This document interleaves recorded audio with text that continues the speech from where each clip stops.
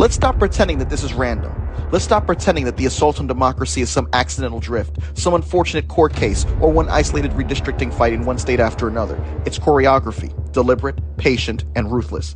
For decades, the right wing has understood a simple truth. If you can't always win the vote outright, you change who gets to vote, where they vote, how they vote, and how much their vote actually counts. If the majority of people don't support your position, you change the game to govern by minority rule. That's the project. That's the method. And the Supreme Court's April 29, 2026 ruling in Louisiana versus Calais did not just continue that work, it deepened it by weakening the Voting Rights Act's ability to protect against racial vote dilution.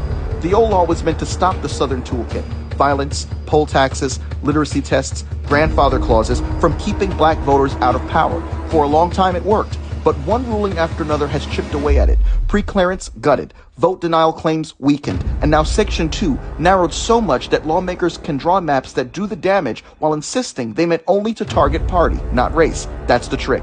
If intent is the test, sophisticated politicians can always say partisan while doing race by another name. We are no longer in the era of blunt, open racism. The days of colored signs, poll taxes, and officials proudly saying the quiet part out loud are gone.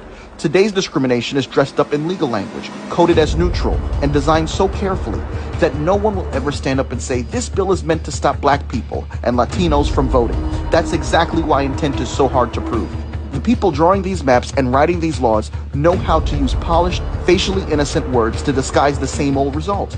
And this is where the right's long game matters.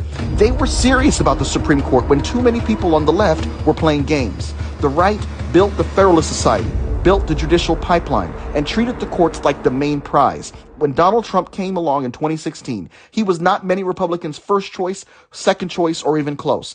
But guess what? They fell in line, young and old, because they understood the real deal. He would give them the justices they wanted, and he did.